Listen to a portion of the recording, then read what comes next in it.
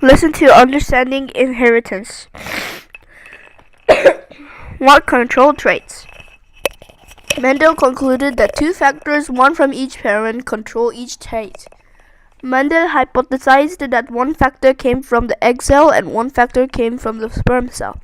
What are these factors? How are they passed from parents to offspring? When other scientists studied the parts of a cell and combined Mendel's work with their work, these factors were more clearly understood. The scientists discovered that inside each cell is a nucleus that contains thread-like structures called chromosomes. Over time, scientists learned that chromosomes contain genetic information that controls traits. We now know that Mendel's factors are part of chromosomes, and each cell in an offspring contains chromosomes from both parents, as shows in Figure 5. Those chromosomes exist as pairs, one chromosome from each parent.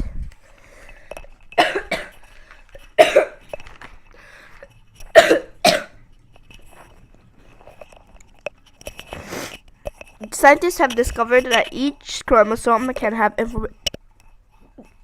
information about hundreds or even thousands of traits.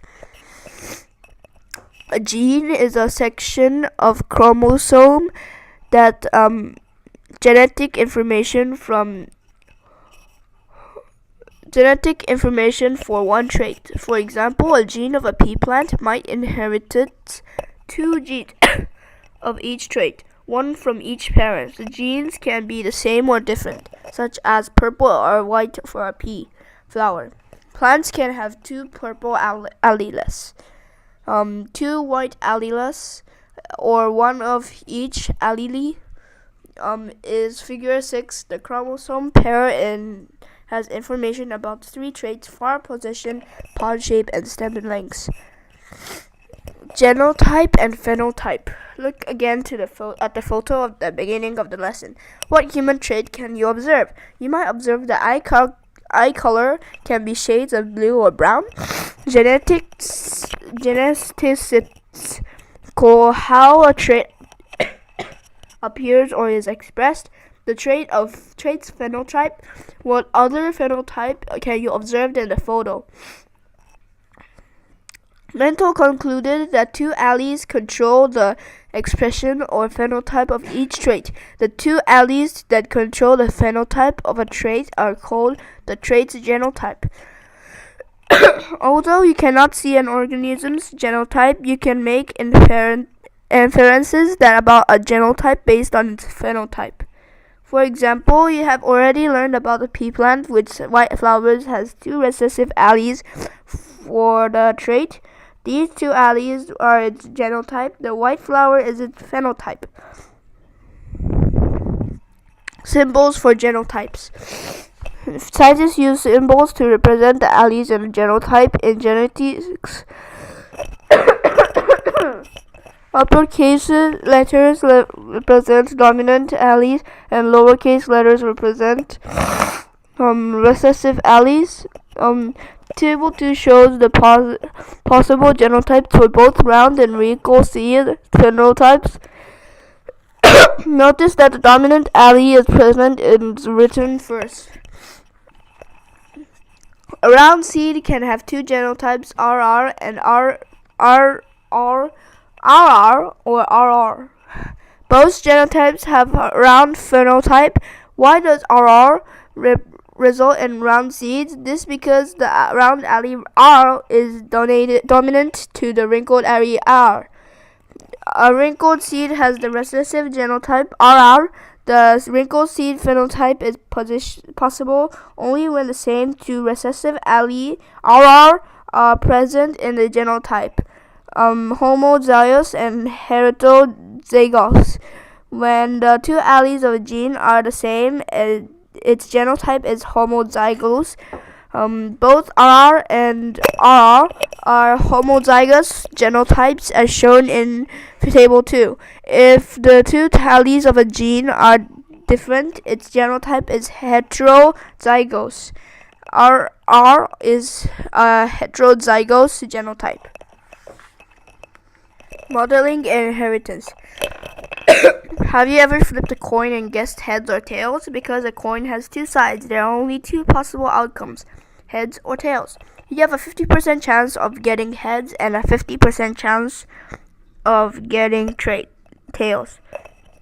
The chance of getting an outcome can be represented by a ratio. The ratio of heads to tails is 50 to 50, or 1 to 1. Plant breeders and animal breeders use a method for predicting how often traits will appear in offspring that does not require performing the crosses thousands of times. Two models, a Punnett square and a pedigree, can be used to predict and identify traits among the genetically related individuals. Punnett squares. If the genotypes of its parents are known, then different genotypes and the phenotypes of the offspring can be predicted. A Punnett square is a model used to predict possible genotypes and phenotypes of offspring. Follow the steps in Figure 7 to learn how to make a Punnett square.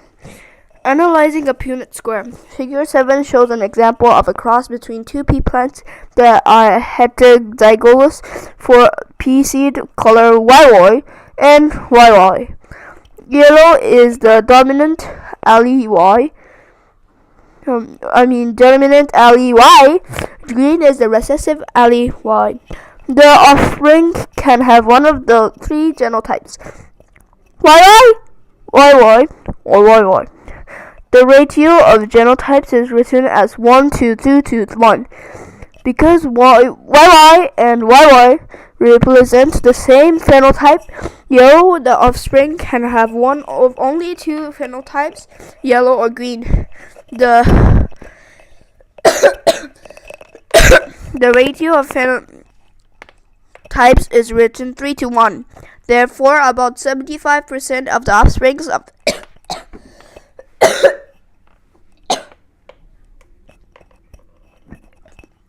of the cross between two heterozygous pea plants will produce yellow seeds. About 25% of the plants will produce green seeds.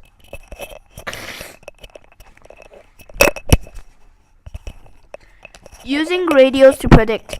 Given a 3-to-1 ratio, you can expect that an offspring from heterozygous parents have 3-to-1 chance of having yellow seeds, but you cannot expect the group of 4 seeds will have 3 yellow seeds and 1 green seed. This is because one offspring does not affect the phenotype of other offsprings. In a similar way, the outcome of one coin toss does not affect the outcome of the other coin tosses. However, if you counted large numbers of offspring from a particular cross, the overall ratio would be close to the ratio predicted by Punnett square. Mendel did not use Punnett square, however, by studying nearly 30,000 pea plants. His ratios nearly matched those that would have been predicted by a Punnett square for each cross. Pedigrees. Another model that can show inherited traits is a pedigree. A pedigree shows phenotypes in the genetically related family members. It can also help determine genotypes in their pedigree in Figure 8. 3 offspring have trait-attached rear lobes that the parents do not have. If these offspring received one allele for the trait from each parent, but neither parent displayed the trait, the offspring must have received 2 recessive alleles. Complex patterns of inheritance. By chance, Mendel studied traits only influenced by one gene, with 2 alleles. However, we know now that some inherited traits have complex patterns of inheritance. Types of dominance. Recall that for pea plants, the presence of one dominant allele produces a dominant phenotype. However, not all allele pairs have a dominant recessive interaction. In complete dominance, sometimes traits appear to combine to be combinations of alleles. Alleles show incomplete dominance when the offspring's phenotype is a combination of the parents' phenotypes. For example, a pink camellia, as shown in Figure 9, result from white flowers and a camellia plant with red flowers produced only camellia plants with pink flowers. Codominance, the coat of color of some cows, is an example of another type of interaction between two alleles. When both alleles can be observed in a phenotype, this type of interaction is called codominance. If a cow inherited the allele for a white coat color from one parent and the allele from a red coat color from the other parent, the cow will have both red and white hairs. Multiple alleles have more than two alleles, or multiple alleles. Human ABO blood type is an example of a trait that is determined by multiple alleles. There are three different alleles for the ABO blood type: one IA, IB, and I. The way of the alleles combined results in one or four blood types: A, B, AB, or O. The IA and IB alleles are condominant to each other, but they both are dominant to the I allele. Even though there are multiple alleles, a person can inherit only two of these alleles, one from each parent, as shown in Table 3. Polygenic inheritance. Mendel concluded that each trait was determined by only one gene. However, we now know that a trait can be affected by more than one gene. Polygenic inheritance occurs when multiple genes determine the phenotype of a trait. Because several genes determine a trait, many alleles affect the phenotype, even though each gene has only two alleles.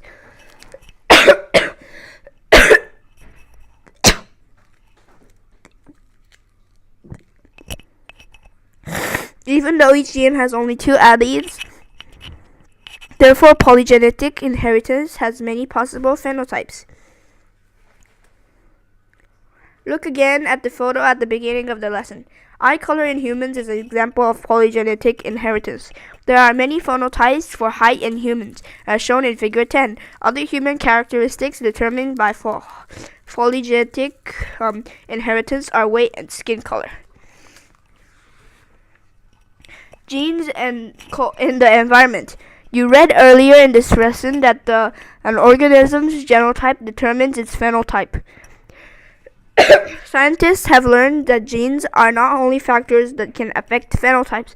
An organism's environment can also affect its phenotype. For example, the flower color of one type of Hydrangea is determined by the soil in which the Hydrangea plants grow. Figure 11 shows the acidic in which the pink flowers. Other examples of environment effects on phenotype are shown below in Figure 11. For humans, healthful choices can also affect phenotypes. Many genes affect a person's chance of having heart disease.